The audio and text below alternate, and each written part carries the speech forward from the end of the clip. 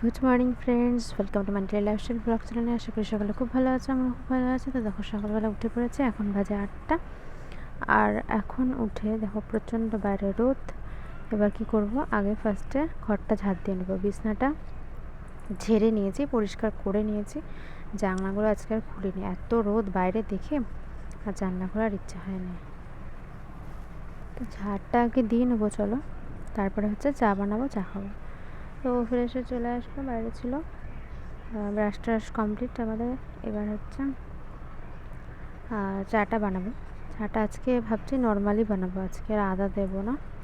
কারণ কালকে না আদা চাটা খাওয়ার পরে মানে গলাটা ঠিকই আছে, ভাবছি ঠিক আছে কিন্তু ঠিক নেই, ঠিক আছে।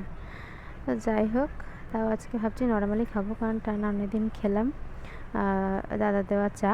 আর ধরো কি একটা কাগজ পড়েছিল, তো সেটাও তুলে নিল। তখন ঝাড়টা দিয়ে নিচ্ছি এই সাইড দিয়ে। আর এই যে একজন মানুষ ঘরে থাকলে না মানে কোনো কাজ করা যায় না। প্রথম কথা ঘরটা ছোট, আর দ্বিতীয় কথা যদি কেউ এরকম দাঁড়িয়ে থাকে, প্রথম কথা দ্বিতীয় কথা আমি কাজ ওরকম করতে পারি না কেউ মুখের গোড়ায় দাঁড়িয়ে থাকলে, ঠিক আছে। তো এই যে সব কিছু মানে ঝাড় দিয়ে ফেলে দিচ্ছি। এই একটা কাগজ ছিল, ওটা একটা মানে বিল ছিল আর কি, যেটা কিনেছিলাম। তো অনলাইনে পেমেন্ট করলে এরকম বিল দেয়। তো ঘরের দরজাটা দিয়ে রাখলাম, ঝাড়টা দিয়ে নিচ্ছি। তো আজকে সেরকম ঘরে নোংরা নেই, কারণ আজকে তো সেরকম কিছু করাই হয়নি। এখন সকালে বাসি ঘর যেহেতু ঝাড় দিতে লাগে সেজন্য।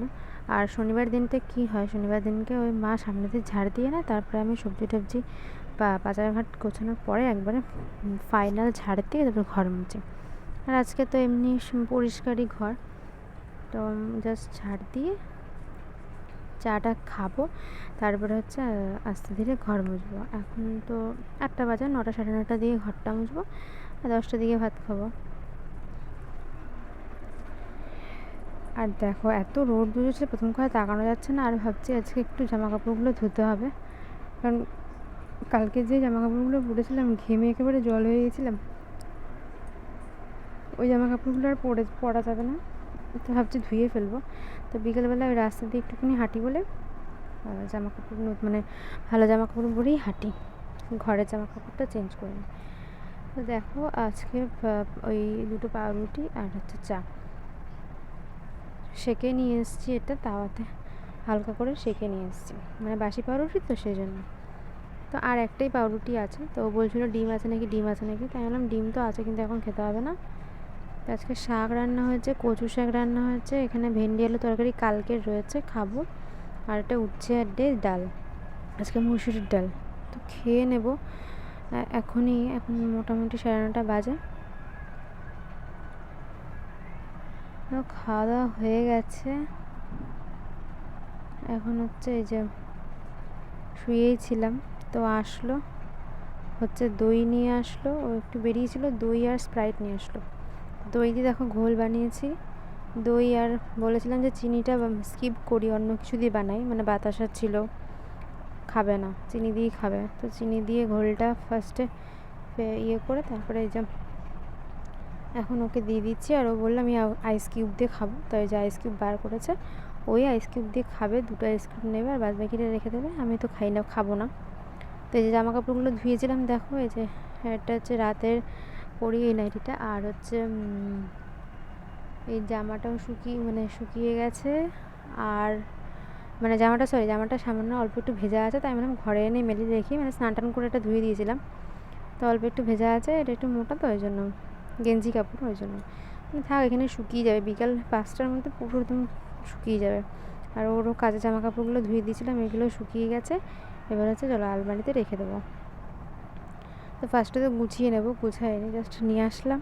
এখন হচ্ছে এই যে ফার্স্টে নাইটিটা গুছিয়ে নিচ্ছি, আর নিচে বিছানা করাই আছে, নিচেই শোবো।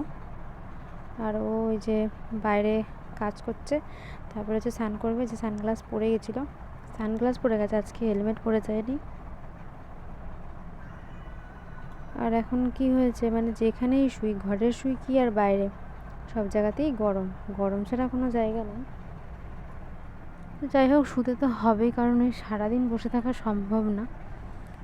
আর এই পাখার হাওয়াও গরম, মানে কোথাও শান্তি নেই। যাই হোক, সেটা মনে সান্ত্বনা দিয়ে কোথাও শান্তি নেই এরকমভাবে শুয়ে পড়ি। আর ব্যাপারটা কী হচ্ছে, এত গরম, মানুষ শুকিয়ে যাচ্ছে, আর মশাগুলো কী করে বেঁচে আছে ভগবান জানে। এত মশা, রাত্রিবেলা তো আর বিছানাতে শুচ্ছি আর মশারি তো টানাতে পারছি না, গরমের জন্য মশারি টানাই না, কিন্তু মশা ছেকে ধরে। ওই ওডোমসটা লাগিয়ে নিই হাতে পায়ে ভালো করে, সেই জন্যই মশার কামড় থেকে বেঁচে আছি। জানি না কতদিন থাকতে পারবো। যে রেখে দিলাম ওর জামা কাপড়, আর এই যেটা ওষুধের ব্যাগ, এটা ওর ওখানে রেখে দিলাম। তো এখন হচ্ছে 5:30 বাজে, তো একটু বেরোলাম ওর সাথে, যাবো হচ্ছে একটু ওপারে। তো ওপারে কী করতে যাবো, চলো, তো ও বললো চলো একটু যাবো, এটিএম থেকে টাকা তুলবে, সেই জন্য আসলাম। আর এখানে দেখো পাখির আওয়াজটা জাস্ট শোনো।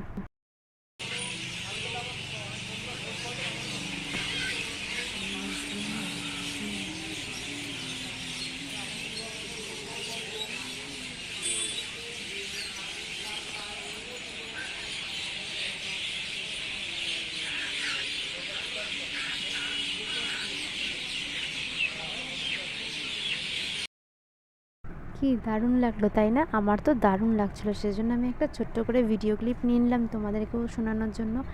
আর এখানে দাঁড়িয়ে আছি, এখানে ওই যে সামনের গাছগুলোতে অজস্র পাখি, আর ম্যাক্সিমামটা হচ্ছে বক।